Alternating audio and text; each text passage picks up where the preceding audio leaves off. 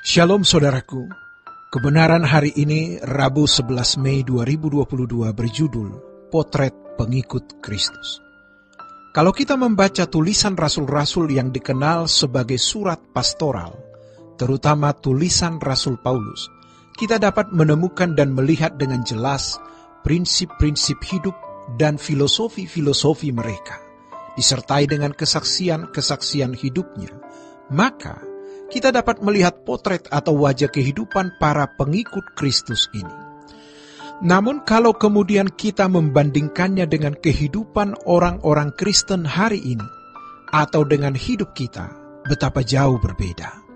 Seakan-akan mereka berada dalam keberagamaan yang berbeda dengan kita. Kita, maksudnya mewakili banyak orang Kristen. Ironisnya, kita atau banyak orang Kristen tersebut adalah mereka yang mengambil beberapa pernyataan mereka dalam ayat-ayat Alkitab dan membangun doktrin, membangun ajaran.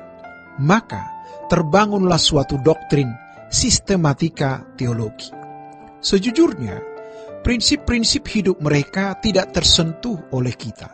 Atau dengan kalimat lain, kita tidak menyentuh prinsip-prinsip hidup mereka. Herannya, hal itu dianggap bukan suatu masalah. Misalnya firman atau pernyataan mereka yang berkata, "Bagiku hidup adalah Kristus dan mati adalah keuntungan." Itu prinsip hidup. Asal ada makanan, pakaian, cukup. Yesus sudah mati untuk kita. Kita semua sudah mati. Jadi, kalau kita hidup, kita tidak lagi hidup untuk diri kita sendiri, tetapi kita hidup untuk Dia yang sudah mati dan dibangkitkan untuk kita. Atau di ayat yang lain Paulus mengatakan, "Mengenai diriku, darahku sudah mulai dicurahkan sebagai persembahan. Saat kematianku sudah dekat, aku telah mengakhiri pertandingan yang baik. Aku telah mencapai garis akhir dan aku telah memelihara iman. Sekarang telah tersedia bagiku mahkota kebenaran yang akan dikaruniakan kepadaku oleh Tuhan, Hakim yang adil pada harinya, tetapi bukan hanya kepadaku, melainkan juga kepada semua orang yang merindukan kedatangannya." Secara tidak langsung, Paulus mengatakan, "Aku merindukan kedatangan Dia, karena aku sudah mencurahkan darahku sebagai persembahan. Dan saat kematianku sudah dekat." Dan ini kemungkinan ditulis pada hari-hari terakhir sebelum Paulus dipancung. Paulus memiliki prinsip-prinsip hidup berupa kesaksian-kesaksian hidup, di mana kita juga bisa melihat potret dan wajah kehidupan pengikut-pengikut Kristus ini yang dengan yakin berkata, "Telah tersedia bagiku mahkota kebenaran yang akan dikaruniakan kepadaku oleh Tuhan, Hakim yang adil pada harinya. Tetapi bukan hanya kepadaku, melainkan juga kepada semua orang yang merindukan kedatangannya." Namun pada kenyataannya, banyak orang tidak merindukan kedatangan Tuhan, tidak mencurahkan darahnya sebagai persembahan, tidak melakukan pertandingan dengan baik. Tetapi ketika meninggal dunia, ayat ini ditaruh.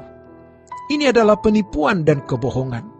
Kita pasti sudah sering membaca di media sosial, di kolom berita kematian, di mana ayat ini ditulis. "Aku telah mengakhiri pertandingan yang baik."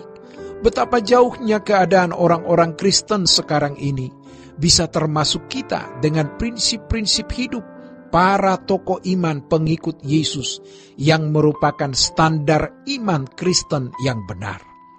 Kalau kita membaca di dalam Alkitab, misalnya, di Roma pasal 8 ayat 18, "Sebab aku yakin bahwa penderitaan zaman sekarang ini tidak dapat dibandingkan dengan kemuliaan yang akan dinyatakan kepada kita." Sebagai orang Kristen, apakah kita mengalami penderitaan? Penderitaan karena Kristus. Penderitaan zaman sekarang ini, zaman waktu Paulus hidup, tidak dapat dibandingkan dengan kemuliaan yang akan dinyatakan kepada kita. Jika kita membaca ayat sebelumnya, dan jika kita adalah anak, maka kita juga adalah ahli waris. Maksudnya, orang-orang yang berhak menerima janji-janji Allah. Janji apa? yaitu kemuliaan bersama dengan Kristus, yaitu jika kita menderita bersama-sama dengan Dia. Sejujurnya, apakah kita ikut menderita atau tidak? Penderitaan yang kita alami seperti yang dialami Paulus, penderitaan versi Paulus, penderitaan karena pemberitaan Injil. Ia bersusah payah membuat kemah. Dan dalam kesaksiannya, uang hasil kerja tangan yang berat itu dipakai untuk ongkos perjalanan pelayanan Paulus dan pelayanan orang-orang yang bersama dia. Makanya dia bisa berkata bahwa dia punya penderitaan. Dan penderitaan yang dialami itu tidak sebanding dengan kemuliaan yang akan dinyatakan kepada orang percaya. Sebab kita diselamatkan dalam pengharapan. Memang hari ini tidak ada faktanya, tetapi kita memiliki pengharapan. Pengharapan yang dilihat bukan pengharapan lagi. Sebab bagaimana orang masih mengharapkan apa yang dilihatnya. Tetapi jika kita mengharapkan apa yang tidak kita lihat, kita menantikannya dengan tekun. Ini prinsip hidup. Ini filosofi hidup. Makanya tidak heran kalau Paulus bisa berkata, kalau aku disuruh memilih mati atau hidup, aku memilih mati. Aku memilih bersama dengan Tuhan. Tetapi kalau aku masih harus hidup, aku mau berbuah untuk kamu. Berapa banyak kita yang benar-benar memiliki pengharapan seperti ini? Mengeluh hanya karena ingin tubuh mengalami perubahan tubuh dari tubuh panah ini ke tubuh kemuliaan. Paulus bukan hanya bicara, dia mengalami.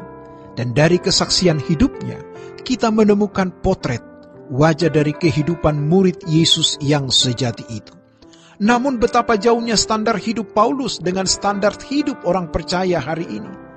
Mari kita bertobat, fokus kepada kekristenan yang sejati. Kita jangan terbawa oleh dunia ini, tetapi kita harus terus hidup di dalam kebenaran. Ikuti apa yang Allah kehendaki. Demikianlah renungan hari ini. Tuhan Yesus memberkati. Sola Gracia.